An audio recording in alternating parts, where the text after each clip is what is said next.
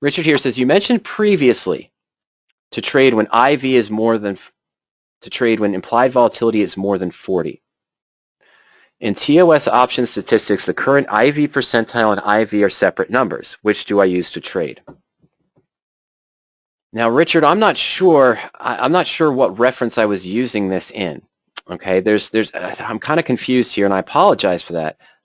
I'm kind of confused when I said that. I have been recently saying that I don't trade calls on the VIX when it's above 40. I'm getting down to some low numbers now, aren't we, guys? That's pretty attractive. But when the VIX usually spikes in that case, I don't trade. When I trade a married put position, I'll typically use the IV range, the percent implied volatility range, and I want that to be maybe less than 60 or 50%, so I'm paying into a lower position.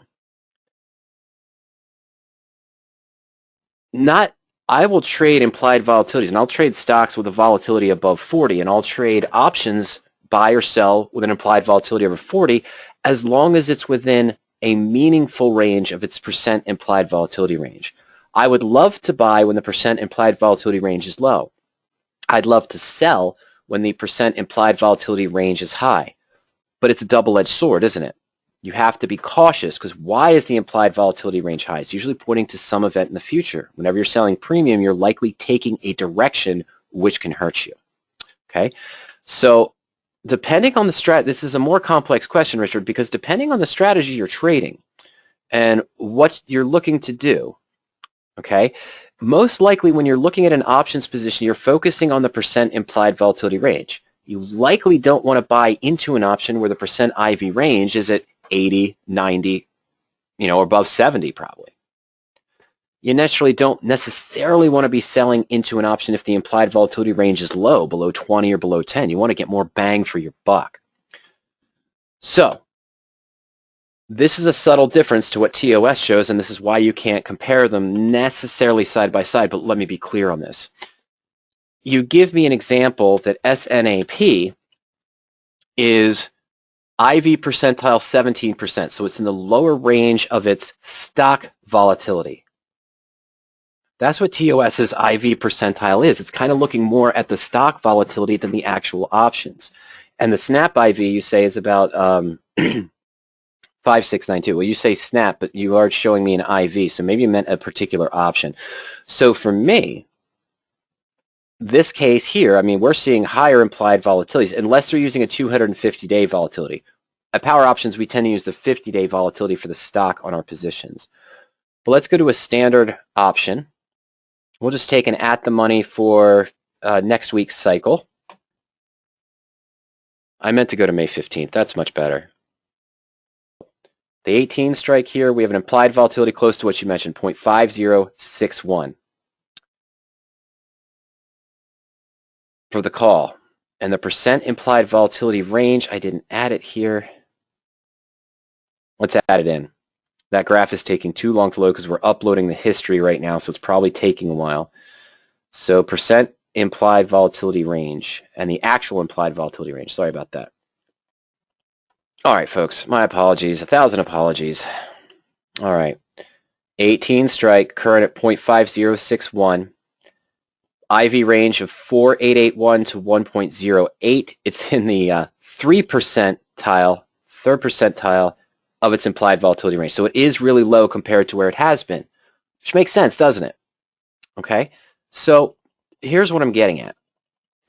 When you're comparing ours on PowerOptions, depending on what strategy you're doing, is it more important to focus on the implied volatility or the implied volatility range?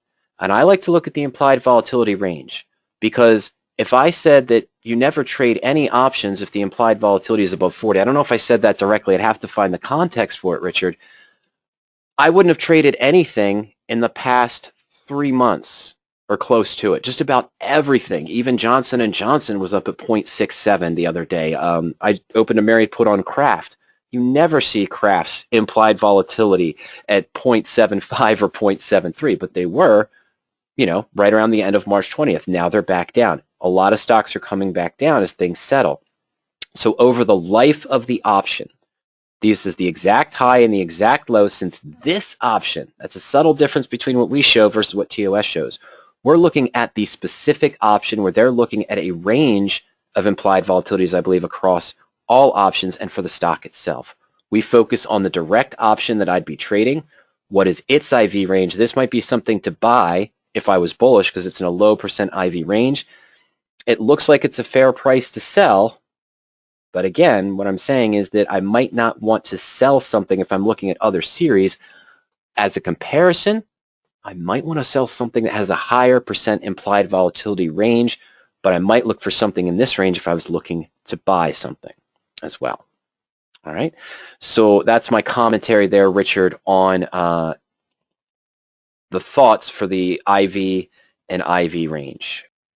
Okay, so I'm sorry, Richard, you had mentioned that you're selling right now, so that's where I'd look for the higher percent implied volatility range. Thomas, there's another question from you.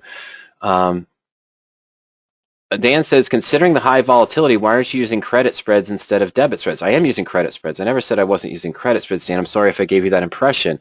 I still use the bull put credit spread structure. I stopped trading them around February 26th, February 25th, and I started trading them back again around April 1st. So I use the bull put weekly search on PowerOptions.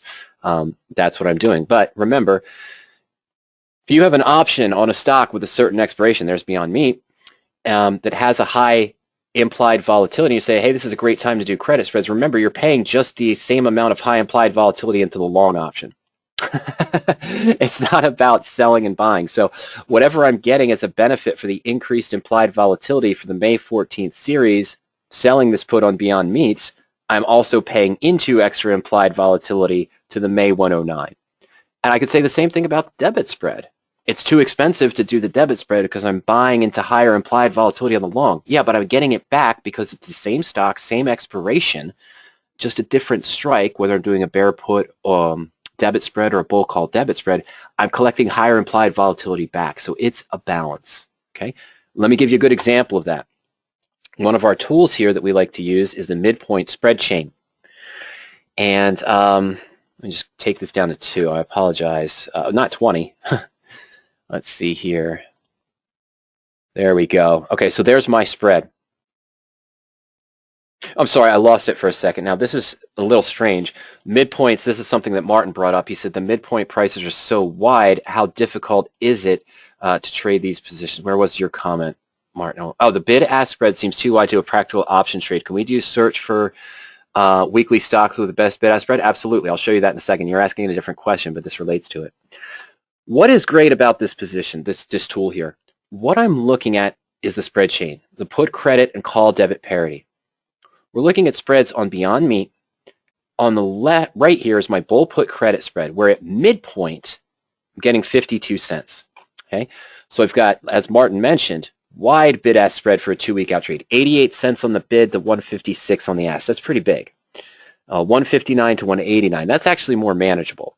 I'd assume a 170, 174, 172 midpoint would be great for the sell option. This buy option is a little bit higher. Okay, this is an out-of-the-money credit spread with a 35.1% return if I get midpoint. Parity trade, same risk-reward profile, same strikes in a debit spread shows an odd 61.3% return. And that's because what Martin mentioned, wild bid-ask spreads on the deeper in-the-money calls. But let's move one step up. This is a perfect example. The 110, 112 bull put credit spread, high volatility for Beyond Meat, net credit of 28 cents with an 85% probability, a 16.3% return, and midpoint with the bull put credit spread. Same strikes, bull call debit spread. Debit of 172 on a 2-point spread, which would be 28 cents maximum profit, or 16.3%. As you get closer to at the money, even though the in the money calls now have a wide bid-ask spread, but what you tend to see is parity in these situations. You know, they're not too far off. This one is wild probably because of wide bid-ask spread on the buy option. It's got a 9.3 on the debit spread to a 22 on the credit spread. But to answer your question directly, I do trade bull put credit spreads, but part of my decision-making process when I'm going through the 3 I'm going to select on that cycle, I will go to this tool. And if I see by chance that I could potentially double my return on the debit spread if I'm fortunate enough to get filled at midpoint, I'm going to do the debit spread instead of the credit spread. Absolutely. That's the power of this tool, that you can compare them side by side. So in this case, if I got a little bit more bang for my buck and got closer to the midpoint on those in-the-money calls, the same probability, same time frame to expiration, same strikes, debit spread would be a 61% return compared to 35 for the credit spread. I would take that in a heartbeat. Now, I'm probably not going to get filled. Martin's right on that. I'm probably not going to get filled at the midpoint with these wide bid-ask spreads on these deep in-the-money calls, but I would take that chance. I'd put that order in first. Okay? Always compare them to make sure you get the best bang for the buck. That's a good idea. Now, Martin had asked about weekly options and selling or buying, I guess, weekly options with wide bid-ask spreads. So let's just say if I was buying and I wanted a low bid-ask spread, let's just go to long call. I don't usually buy weekly calls. We'll do this as an example. You could do this for selling. Let's clear our filters. We'll look out for next week. So we'll just look at all expiration. Well, I'll just put it May 8th. That is the standard, so we can just use that. Filters that you would use, Martin.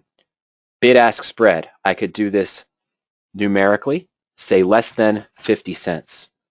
Or the percent bid-ask spread.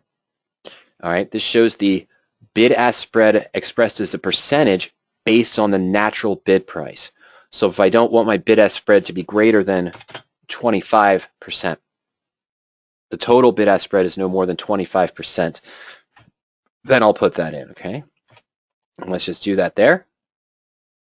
And if you're doing a calendar spread, you can do the limit, excuse me, ladies and gentlemen, you can do the limit on both, right? You could do the limit on the short and the limit on the limit the bid-ask spread for both options. So it's your bid-ask spread, that's your monetary bid-ask spread. Just the monetary. You don't want the bid-ask spread to be greater than 50 cents or greater than $1. Plug that in. And percent bid-ask spread, less than 25. I think a standard on a lot of our searches is less than 50. So if I have a 50-cent bid, the ask couldn't be higher than 75 cents. Difference in the bid-ask spread there as well. Okay? All right. All right. So, all right. Okay. All right, ladies and gentlemen, I think that's about it. Yeah, we are at 6:12. I knew we'd stay on until about 6:15 here as well, as we did last week. That was great, though. It was a great discussion, spirited discussion at the end there, going through the different ideas and the different concepts, and that's always fantastic. As always, though, I have to remind everyone, of course, that I'm sorry about that. There we go. There we go. I do have to remind everyone that today's material are my thoughts on your questions designed for educational purposes, increasing performance and investing knowledge. Any stocks or options discussed today should not be taken as a direct trading suggestion. Options involve risk unless you're, limiting your risk properly. The married put techniques may not be suitable for all investors. If you like some of the tools you saw today, we did go a little bit in the search for that calendar spread discussion, and we talked about the bid-ask spread from Martin and limiting the bid-ask spread on those positions. We looked at the married put search once or twice today as well. But if you want to test out those tools, remember you can take your 14-day free trial at any time. Just put in your name and email address, click Start My Trial. We'll send you a password. You'll have access to PowerOptions for 14 days. And as we saw earlier, the difference in subscriptions, the end of day starts at 45. The most popular is the delayed service at 65. You can always upgrade if you want to after starting a subscription. For those of you who are doing more elaborate strategies and weekly strategies, I do suggest going with the real-time service for the best timely prices. Well, as mentioned, you can always check out our archived webinars, powerup.com/webinars.asp, and also on YouTube. I posted 2 of our Friday sessions. That married put discussion we had last week took forever to put together. If something was wrong with the video file, and then I ended up having to convert it twice, and it's not as clear. I might have to redo some of those segments later on for posterity. But we're going to trim this video. We're going to put the married put discussion with the married puts. We're going to put the other discussions with the other discussions and put it all together and give nice little bite-sized variances here, 20, 15-minute long hopeful videos regarding each of these. And we'll probably break up the married put ones too. We'll keep Terry's first discussion separate, but then jump into the other topics we did for married puts and more in that case. But you can always check us out on YouTube as we showed at the beginning of the webinar and also the blog. If you think of any questions later on this weekend, send us an email at anytime, support@powerup.com or support@radioactivetrading.com. You can also call me during office hours at 302-992-7971. As I mentioned, trial members can always schedule a coaching session. Chuck, you have a great weekend, and you stay healthy, too. Chuck says, have a great weekend, and stay healthy. Dan, thank you for all your guidance. Dan, thank you. Thank you for the questions, and thank you for the comments. And I'm sorry I didn't pick up on the fact that I was using a 2021 put for our XOM example instead of the 2022, but we got that corrected as well. Trader Rick, you take care. Thank you for your comments, and thank you for your questions. If you have any further questions about the blueprint material, remember, send me an email. We check Greg, myself, Ernie, we check the emails all weekend. So we'll get back to you there as well. Have a great weekend. Happy Mother's Day to anyone here who's joining us that is a mother, and we will see you all soon. Good night.